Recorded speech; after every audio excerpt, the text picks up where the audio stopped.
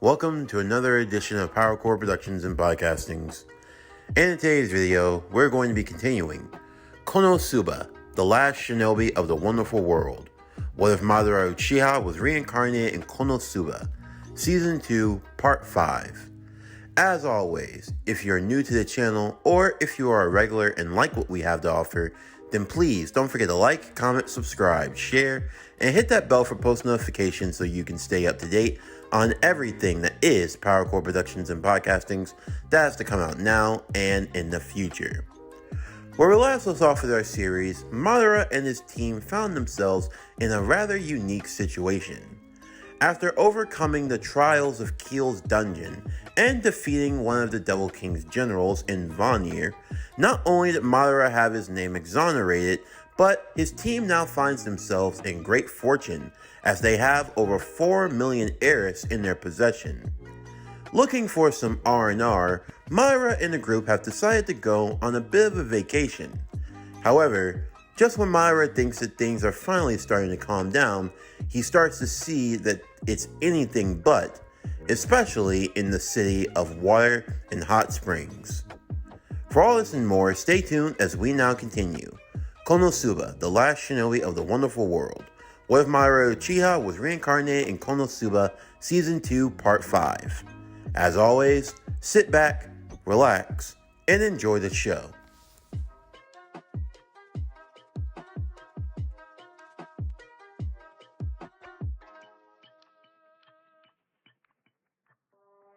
Madara and the others had their bags packed as they were readying themselves to leave the city of Axel for a few days, as they were planning to go to the city of Arcan, Retia, the place of water and hot springs. But what was the reason for such a trip? Why were they taking a break? Wasn't it in Madara's best interest to gain experience points, level up his power, defeat the Devil King, all that good stuff? Well, under normal circumstances it was, except Madara just needed a break from it all. Dealing with the 4 members of his party, it felt like he was dealing with children. Of course, these were children with varying levels of intelligence. You see, not too long ago, they had tried to go on a mission. It was rather simple. There were a horde of lizard runners, and usually wherever they ran, they trampled over a lot of crops and caused a lot of destruction. The easiest way to get rid of them was to kill the queen lizard runner that ran ahead of the pack. The plan was so simple. It was so easy. Everyone had their roles. Nothing was supposed to go wrong, except everything went wrong. Aqua was useless, Darkness just enjoyed being trampled over, Megumin couldn't use her explosions, and Kazuma, well, he ended up falling out of a tree, despite actually managing to hit the head lizard runner in the head with an arrow, and the poor guy broke his neck and died. Although, surprisingly enough, he was revived, not just with Aqua's power, but also by the goddess Eris. So just how many chances did they have in this world, Madara thought to themselves. As he loaded his things onto his back as he was ready to go, carrying in one hand a bag, a sword on his back, along with a specially made weapon. It was one that he had specially forged for himself. Kazuma had a sword made, although it wasn't nearly as long as he would have liked, a short katana that unfortunately he had named Chun Chun Maru. As for Madara, he had something else made. He carried a standard katana, but he didn't name it because it was just an ordinary sword. He could find one of those anywhere. However, his special weapon, the one that he would carry with him everywhere, was a specially made fan. It was known as the Gunbai, and the name he called it was Izuna Gunbai, the warrior fan. With it close to him, Madara would head to Wiz's shop. You see, Madara wasn't just going on this vacation for the sake of his comrades. No, he had something else in mind. A vacation far off, no fighting, no warfare, no bloodshed, just him and Wiz, all alone in the city of hot springs, and nothing was going to ruin it. However, when he arrived at Wiz's shop, he would be greeted by Vanir.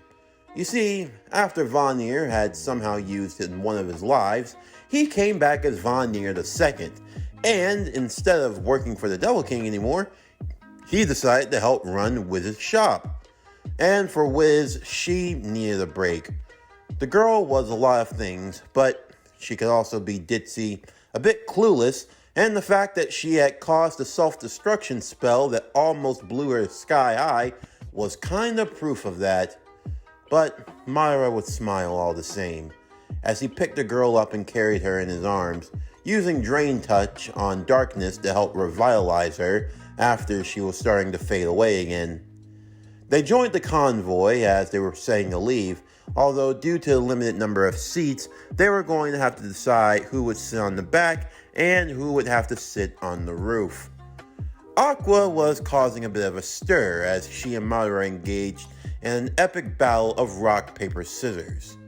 Aqua attempting to buff up her luck status, but Madara was simply too good for her. It's not fair! You can't just use your special ability to cheat to win! That's all you're good for! All you're good for is cheating! Well, if you have time to cheat, then why don't you put those skills to good use and defeat the Devil King and send me back to the heavenly realm? Where do you get off? Do you hear yourself sometimes, woman? I swear, you are the most useless, pathetic goddess that I have ever heard of! Now you listen, but what really pisses me off is how you say you've been helping me when that couldn't be further from the truth. Help my ass. You've been nothing but an annoyance this entire time. And if I could have traded you in for a special ability, hell, if I could have traded you in for free, I would have done it a long time ago. I can't believe you said that. Ow, ow, stop pitching on my cheeks. Madara was annoyed. He was annoyed at all of this. All he wanted to do was enjoy the city of hot springs with Wiz. Safe to say, Madara would just give up his seat and he just sat on top of the caravan, just enjoying the scenery and everything that passed by as they rode along. As he looked down to check on everyone, though, he was privy to a sight that pissed him off.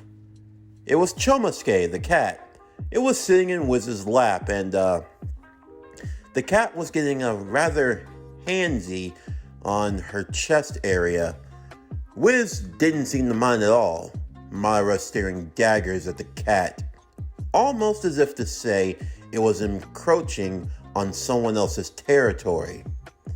However, Madara wouldn't have too long to worry about this, as off in the distance there was a big storm cloud approaching, one made entirely of dust.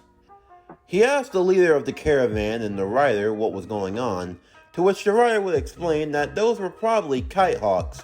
They were running birds. They usually only ran in a stampede towards something that piqued their interest, say a special type of metal like adamantite. Wait a second. Madara would then look over to Darkness. Darkness? What did you say your armor was made out of? Oh, it has touches of adamantite. Why do you ask? Madara shook his head. Of all the days, Madara would tell everyone to stay in the caravan and that he would handle it. He started to jump off as he ran towards the herd. As he focused his mana to his eyes, the color would begin to change from their dark black to the shade of crimson red, as the three Tomoe would now appear. He jumped high into the air, catching the attention of the cockkites. As they all looked ahead to see him, he looked down upon them all. Thankfully, he was able to catch every single one of them into a genjutsu, and he started leading the herd, with the cockkites following close behind him. Everyone watched on in a distance as Madara ran towards a big open cave, jumping high above as they all went running inside. He finally called out to Megumin to finish them off with an explosion, to which Megumin was able to do so successfully, defeating all of the would-be birds in the process. The other adventurers in the caravan would be amazed at Madara's skill. They didn't believe someone of that level possessed that high level of illusion magic. Although for Madara, it was child's play. He had put larger creatures under genjutsu before, so a couple of mindless birds, that was no problem. Before they would arrive in Arcan Retia, they would take refuge for the night as they would make camp to go to sleep. However, even then, things would still not go as smoothly as Madara would have hoped. As you see, while they were all sleeping that night, there would be rustling in the distance. Madara would awaken and use his Sharingan to see what was happening, and there were large numbers of bodies walking towards them. They looked almost cold and lifeless. All of the adventurers would wake up and stand guard, as it was an army of undead that were approaching. We want the goddess. Feed on her holiness. Kazuma sat up in terror as he gripped Chun Chun Maru. Oh no! I've seen this on the late shows! First they pin me down and then they eat at my innards. Then they eat my brain and leave my body for the buzzards! What? That's disgusting. We just want the goddess. They all looked towards Aqua, who was safely asleep inside of her little hut, clutching on to her bottle of bubbly. Myra storming inside and waking her up. Hey, you got visitors. Huh? What are you talking? Myra, look at all this undead. Yeah, I know. So take care of it. Myra would quickly move over to where Wiz was sleeping, picking her up and carrying her far enough away so she wouldn't be affected, as Aqua showed off her skills doing the only thing that she was actually good for, and that was sending undead souls to the heavenly realm. While everyone was singing her praises and Aqua was just living it up, Wiz would slowly rub her eyes to see what was going on. Madara, where's Edmund? It's okay, Wiz. Just go back to sleep. It's just Aqua having her fun. Okay. Wiz would now grab Madara once again as she went back to sleep, and Madara, he just chose to enjoy his position. Eventually, the group would arrive to Arcan Retia. As they finally dispersed from the caravan, they would head to the inn where they would be all staying. As they all unpacked their things and settled into their room, the city was full of eccentrics, to say the least. It was definitely a beautiful city. It reminded Madara of the Hidden Mist Village. I'd say whenever it wasn't so misty. For the most part, everyone seemed kind and welcoming, almost a bit too kind for Madara's liking. The more they walked around and saw all the tourist attractions, the more he started to get this weird vibe. This sort of Aqua-y vibe. These people, the way they acted, the way they behaved. It was like a city full of Aquas. And then Madara found out an unfortunate truth. These people worship the goddess of water.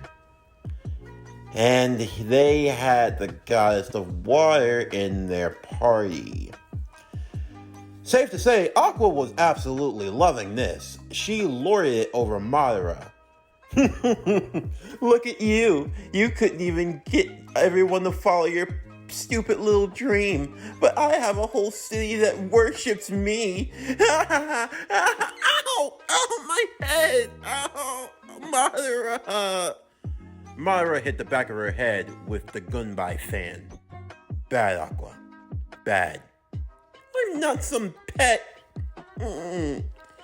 Look, I don't care what you idiots do right now, alright? I don't care what sort of shenanigans you get into. What I do care about is you all bothering me and Wiz. While we're on vacation, you're on your own.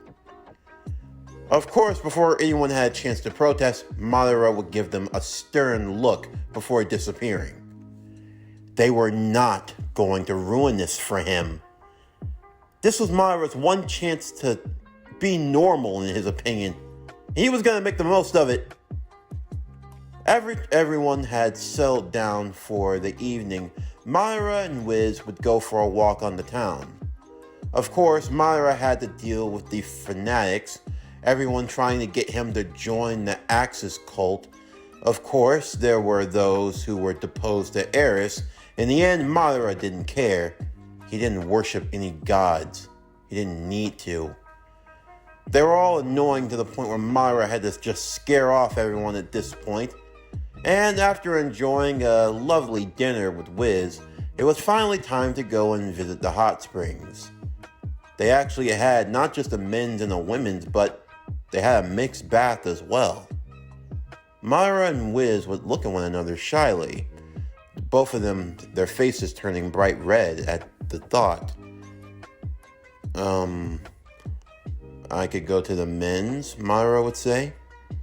No need. I mean, we're already here. I don't think it's bad if we bathe together. Right. Nothing bad at all. Shall we? As they made their way inside, Madara had the biggest smile on his face. He was in a beautiful city with a beautiful girl. No need to worry about the past or anything else. The only thing that mattered right now was his own personal happiness. Was this what Hashirama meant when he talked about building bonds and things of that nature? Well, life like this, it wasn't so bad. You know, maybe he didn't have to go back home after all. As he went into the locker room to set his things down, to grab his towel and other necessities, he would hear rumbling right beside him. You on vacation also? Yeah, you could say that. Where you from? I come from wherever. I was just stopping by. I came from Axel not too long ago. Oh, really? So did I. I'm just here on a vacation, trying to settle down and enjoy the hot springs. Yeah, me too. Madara had to think for a minute. That voice sounded awfully familiar. Plus, I'm finally away from an idiot that I somehow got stuck in this world with. Is that so? Yup. But thankfully, he's far away. And now, I'll never have to see him up. As the locker door that divided them were closed, the two got to see each other face to face. Madara, Tobirama. What the hell are you doing here?